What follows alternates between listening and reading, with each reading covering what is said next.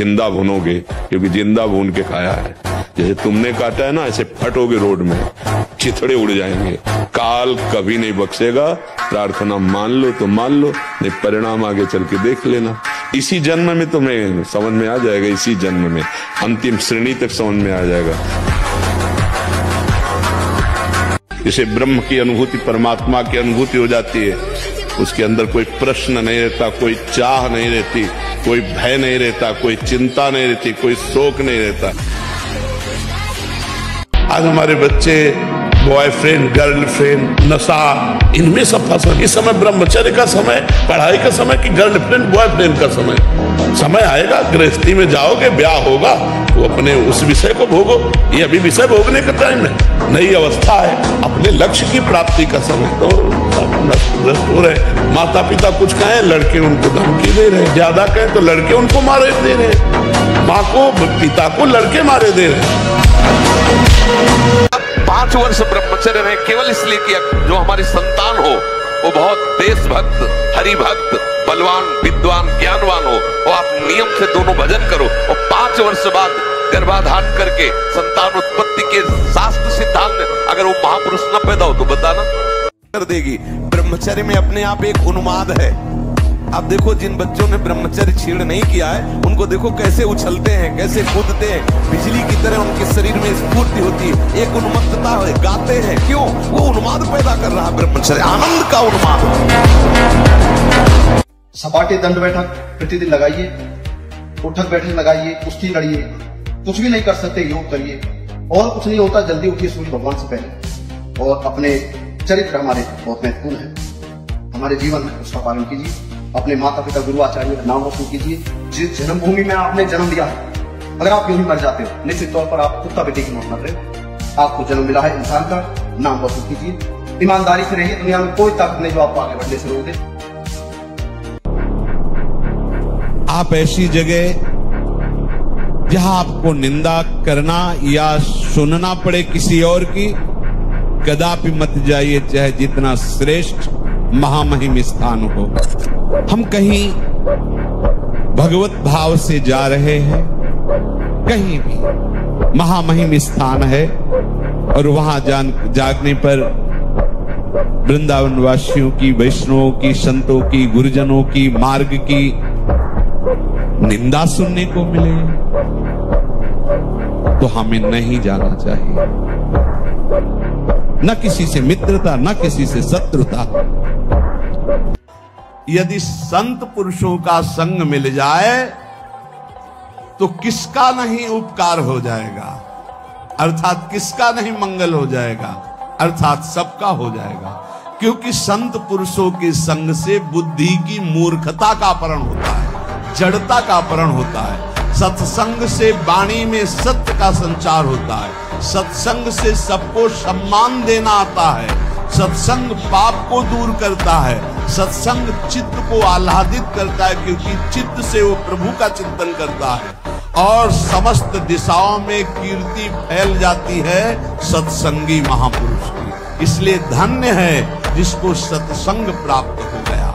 सत्य और धर्म की राह पर चलना बहुमानो कांटों पे चलना है, और कांटों पे चलना है, पर दिखाई देता है। जब चल पड़ोगे तो ये फूलों का राह है, ये फूलों का मार्ग है। जो अधर्म है वो कांटों का मार्ग है। पर अधर्म का मार्ग फूलों जैसा दिखाई देता है, और धर्म का मार्ग कांटों जैसा दिखाई देता है, बड़ा कठिन दिखाई देता है। लेकिन जब चल पड़ोगे तो धर्मो रक्षते रक्षिता, धर्म तुम्हारी रक्षा करेगा और तुम्हें बलवान बनाएगा। अगर हम बचपन से भगवान में लगे तो हमें आनंद न मिलता और सब न होता, तो माइक से कह देते जीवन बर्बाद मत करना। लेकिन हम हृदय से कह रहे हैं कि भगवान के शरण में अगर कहीं दुख हुआ तो मेरी गलती हुई है, नहीं सुख के सिवा, आनंद के सिवा, परमानंद के सिवा भगवान के मार्ग में जो हमें मिला वो और कुछ हर अद्भुत आ गया। हाथ नाम जप करते हुए खूब मेहनत करो, पैसा कमाओ, और अधिक पैसा आएगा। पहले पाप नष्ट होने दो, जहाँ पाप नष्ट हुआ तो धन ही धन एकत्रित होने लगेगा। नाम रूपी धन है तो क्या, त्रिभुवन पति जिसके ऊपर प्रसन्न है, जा पर कृपा राम की हुई, ता पर कृपा करे सब कोई। खूब नाम जप करो, खूब मेहनत करो, धन कमाओ, और जो दुख सुख आवे उसे सह जाओ, आगे आपको बहुत अच्छा फल प्राप्त। भगवान है, जब सब समय है तो इस समय भी है। जब सब जगह हैं तो इस जगह भी हैं, जब सब में हैं तो मेरे में भी हैं, जब सबको प्यार करते हैं तो मेरे को भी प्यार, और जब भगवान मुझे प्यार करते तो मुझे किसी के प्यार की अब जरूरत नहीं। ब्रह्मचर्य जो होता है एकदम उफान मारता है, जैसे सांप को छेड़ दो फुसकार करे, ऐसे होता है ब्रह्मचारी।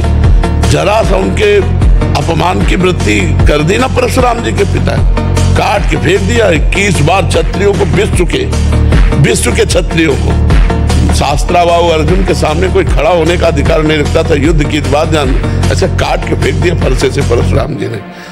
उनका ब्रह्मचर्य ही तो था।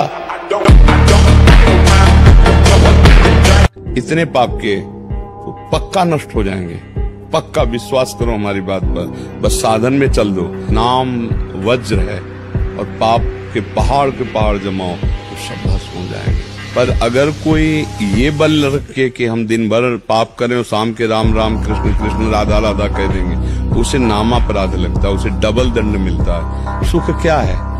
एक मन का आकर्षण मात्र है। सत्य संयम नियम से चलो, तुम्हें एक आध्यात्मिक भागवतिक बल आ जाएगा।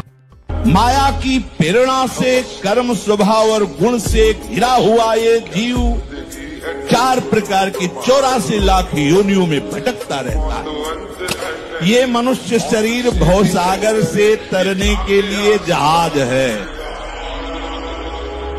अगर नौका को अनुकूल वायु मिल जाए तो प्रयास नहीं करना पड़ता, सहज में नाव पार कर जाती है। अगर वहां भंवर भी है और अनुकूल वायु है तो झटके में पार हो जाएगी। देखो, अगर तूफान चल रहा हो, हम किसी पर्वत का अडिग वस्तु का सहारा ले ले तो हम बच जाते हैं। ऐसे काम क्रोध लोभ मोह मद मत्सर ये तूफान है, तूफान। ये हवा नहीं है, ये तूफान है। किसी को भी उड़ा सकते हैं, किसी को भी भ्रष्ट कर सकते हैं। तो सबसे बड़ा जो अडिग स्थान है वो भगवान बता रहे हैं। सहना सीखो, सहना। हर बात अंदर ही अंदर दबा के जला दो उसे, बाहर प्रकट मत करो, बात समझो। ये अध्यात्म है। चाहे जैसी आपकी स्थिति हो, आपके हृदय आराध्य जान रहे हैं, आपको जो जलन हो रही वो आपका हृदय पाप नाश करके पवित्र हो रहा है। जहां 12, 13, 14 वर्ष की अवस्था होती है, काम वेदना जागृत होने लगती है। मन एक अलौकिक आकर्षण, भोगाकर्षण की तरफ भागने लगता है। एक चाह होती कोई हमारा ऐसा दोस्त हो, कोई हमारा ऐसा प्यारा हो जिसको हम अपना जीवन समर्पित करें। ऐसा होता है, एक माया का ऐसा आकर्षण होता है। अब नए नए बच्चे गंदी गंदी बातें देखते हैं, गंदा भोजन करते हैं, व्यसन करते हैं, तो उनकी स्मृति पढ़ाई में कहाँ लगेगी?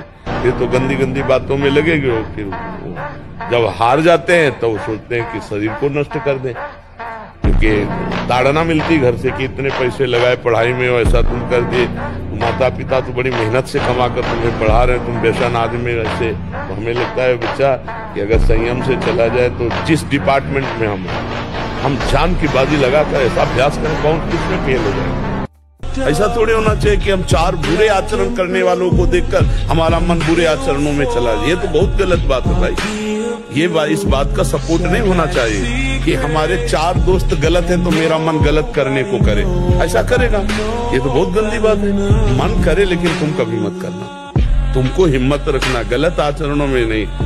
जीवन को स्वस्थ, विवेकपूर्ण और प्रसन्नता पूर्वक काटने के लिए, ये जीवन प्रसन्नता पूर्वक करें, इसके लिए ब्रह्मचर्य अत्यंत आवश्यक विषय है। प्रार्थना मान लीजिए, यदि आप जीना चाहते हैं सुखपूर्वक, किसी भी स्थिति में 20 वर्ष तक ब्रह्मचर्य नहीं टालना चाहिए। जितना आप ब्रह्मचर्य नष्ट करेंगे उतने आप कमजोर होते चले जाएंगे, चाहे गृहस्थ हो चाहे विरक्त हो। हमारी बात समझ लो।